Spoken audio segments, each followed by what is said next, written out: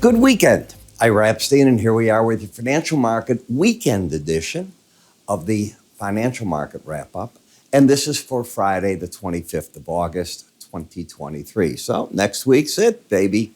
What do we mean? Last trading day, week of the month. We get to the Labor Day period, and then the season really begins. So it's all gloves off. Volumes will start picking up. Things will get a bit more normal. Now, this past 2 days was the Jackson Hole event. It culminated, in my opinion, with the 9 a.m. speech today by Fed Chair Powell, who made it very clear he was going to speak longer than at the last year's speech. And when he came out, what he said was real clear. And for those of you that don't listen well, the 2% target isn't changing. And if the 2% target isn't changing, how do you think they're going to be able to cut interest rates anytime this year? Because you're nowhere near that. He's concerned with the pace that he's seeing of the decline. So in other words, while many argue the lag effect's going to pick everything up, show it. Make the data show it. Then you might get the Fed chair to change things. But do you honestly think between September and December you're getting a rate cut? So throw that out of your grammar. Number two, throw out the grammar that the Fed has to change from 2%. I still am in the camp that they will not go for the 2%, but that's way, way into 2024. The first thing is to get it down, and then once you're under 3% at some point, ideally, the Fed's going to say, well, do we need to push the economy that hard to get it wherever? That's when that argument can come up, but not when you're over 4% in core inflation. End of discussion. The other part that he made clear, labor markets are very strong. They're concerned that housing prices are going back up, not down, and that we might actually see some numbers come about in inflation. Now, there was an event today away from that where Marathon saw one of the refineries, this is a big refinery, catch fire. I don't have the facts and know enough to tell you, hey, it's going to be out for 5 days or a month as they get everything fixed. That will come out over the weekend. But it was just so strange what it did, because the seasonals in gasoline and heating oil, which I have told you every single day in these reports at the end of the day, they are to the upside. They culminate around the 28th of August. Ha! Right up and through the roof today. Just how things work, lucky. You came back in the stock market today. That's important. Gold, though, couldn't hold up whatsoever. The dollar, these are big moves. I think this is the highest in 2 months. We'll take a look at that in a minute. I saw Ms. Lagarde's interview with Tom Keene on Bloomberg. She isn't backing off of the interest rate scenario. He questioned her because Germany's engine is starting to weaken quite a bit. How is she going to be that rough? The economies are coming. She said, they're not dealing with just Germany. You've got to deal with the bloc. And there's different parts that go through there. In the grain market, we're seeing the end now. This is a Pro Farmers Crop Tour, and beans look friendly. In fact, all the numbers that they came in underneath the USDA numbers. As for the bonds and notes, the Fed told you that unless the data weakens, they're going to keep the pedal to the floor. You don't have to believe me, believe the Fed. You'll have your own interpretation. If you're not on my side, I don't know if you're right. All right. On the E-mini S&P, so we're getting a minor correction. We're down 4.5%, 4.34% for the month so far. That's a correction. It's not a crash. It's a correction. You could fall all the way down to 41.22 roughly and still be in positive territory. And remember, when the market is over the 18-week average, I have a bullish bias. When it's under it, I have a bearish. It works that way on the weekly charts. I told you that I thought we'd correct and eventually get back and fight a battle at the 18-week average of closes. Well, I'm wrong so far. It hasn't quite hit it. You're right now at 44.14. The intraday charts have hit it for sure on the weekly number, but not on a closing basis. So let's go to a weekly bar chart and build it together and see what we have. First, you can see each bar represents high, low, close. It's even got the opening on it. I like to put those on the chart. Next, higher high, lower low. Okay, I want to set up a theme with you that I'm concerned with. You're not trending here. Last week, not this week's lows, I'd be looking at them real hard. If they're taken out, I think you're going to start back into that September price weakness. So I'd be very, very cautious. What's the weakest month of the year?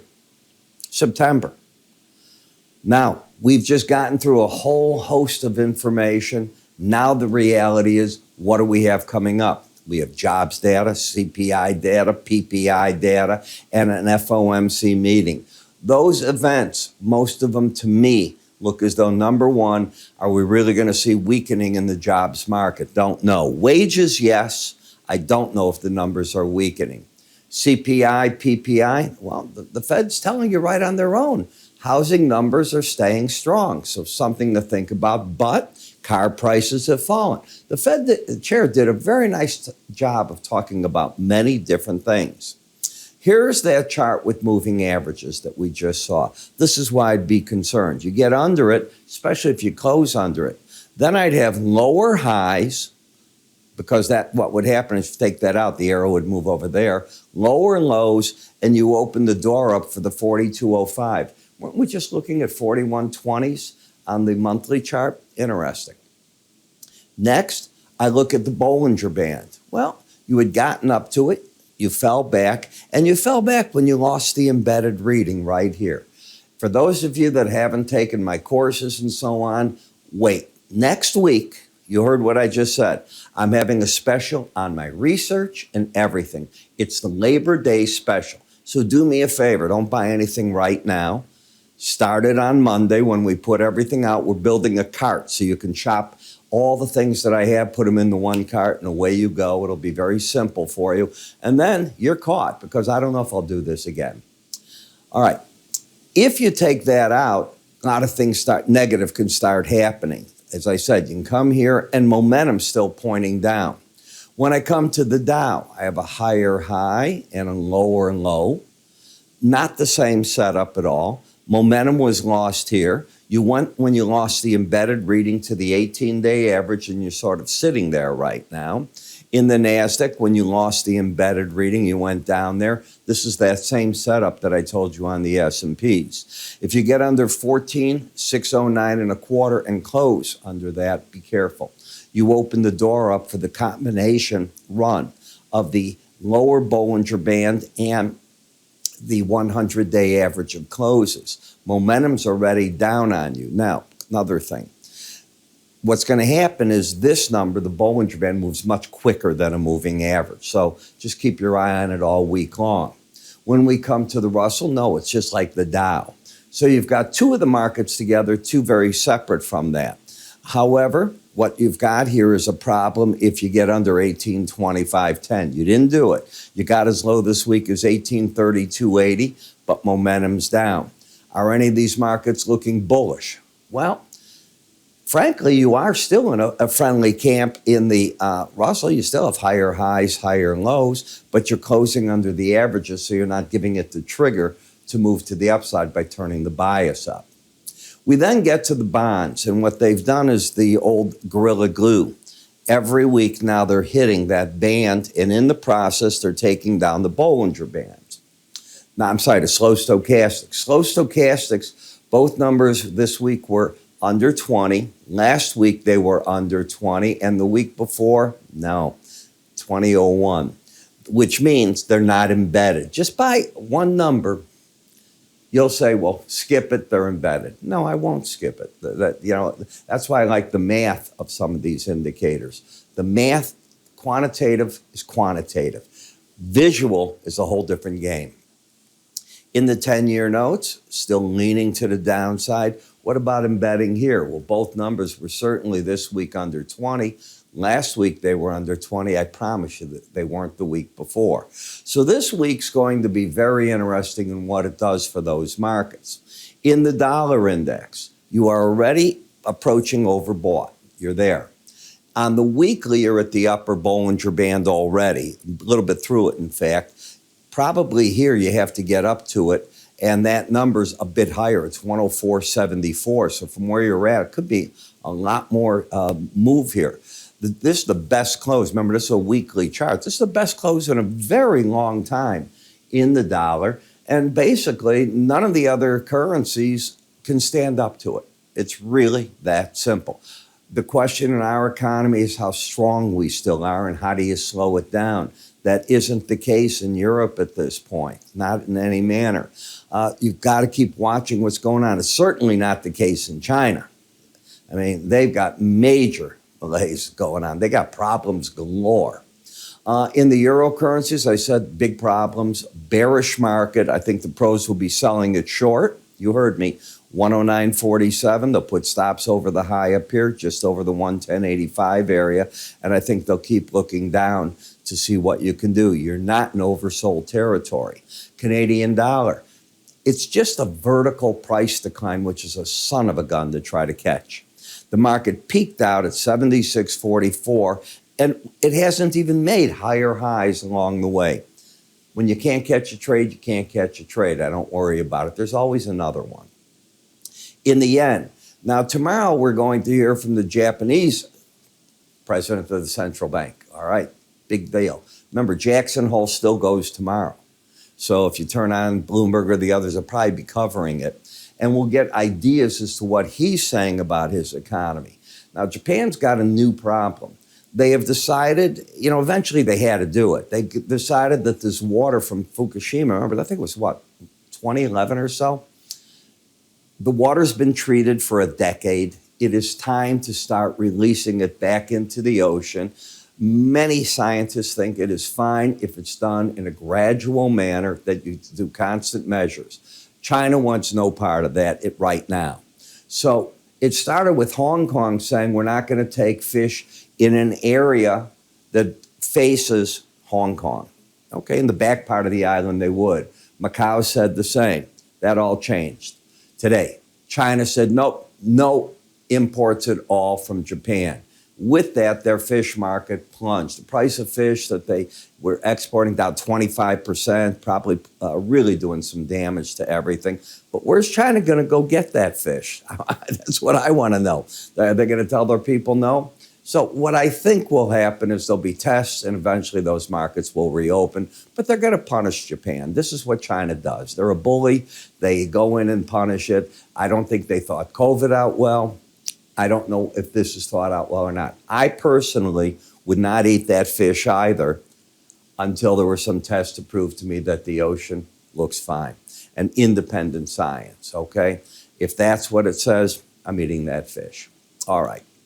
So I'm not totally in disagreement with China on this.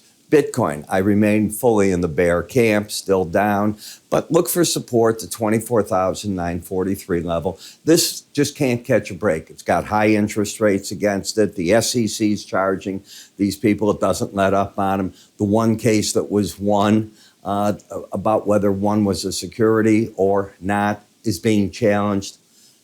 They're going to keep going at it. And now the IRS put in the new rule. If you trade on Coinbase or Kraken, all records have to be turned over to the IRS. So it's not voluntary anymore. That is going to hit you very soon. Why not? I mean, the whole idea of this was to hide money, in my opinion, to begin with. Then it became a vehicle to speculate, and now we'll see where the market goes. Brent versus the others, you're coming here, you're fighting a battle, as you can see, at the 18-day average. Can you get over that? When we look at up here, this is a big important resistance area, 84.48 to 90.24. Are we embedding? Both numbers were over 80 this week. Were they last week? No. So you have an overbought market. I see resistance up there. WTI, the same type of pattern. So when you look at the daily charts, oil looked weaker than this. The weekly charts, very, very strong still. Gasoline, you can see where you're fighting the battle for the market, right at that 100-week average of closes. The market is still in overbought territory. And as I said, you might get a bump here. Wouldn't surprise me at all. And what that bump might do is carry the market to the upper band because of the marathon situation. I mean, if that's out for a long time, you really are going to hurt American fuel prices. So you put it together, you come up with a game plan, and I have one for you. Our free offers at this point. Now, this is the bottom of the page that I've normally been showing you. And there's so many different ones here. Obviously, the Linn Research. If you wanted stuff from more research, remember, I use their seasonals all the time. We can get you a free offer from them. Different other products that we have. And starting on Monday, I'm telling you, there's a big sale coming. It'll go for a few days. I'll decide what I want to do as I roll it out Monday. I advise you to take advantage of it. And for some of you that are current subscribers on a daily basis, we're going to allow you to roll your subscription up to a yearly basis if you decide to do it at a discounted price. So this might be your advantage too. In any case, I'm Ira Epstein. You have yourselves a great weekend. I'll see everybody Monday. Watch the news over the weekend. Should be very interesting about everything. A lot of talk will be on Jackson Hole. Take care.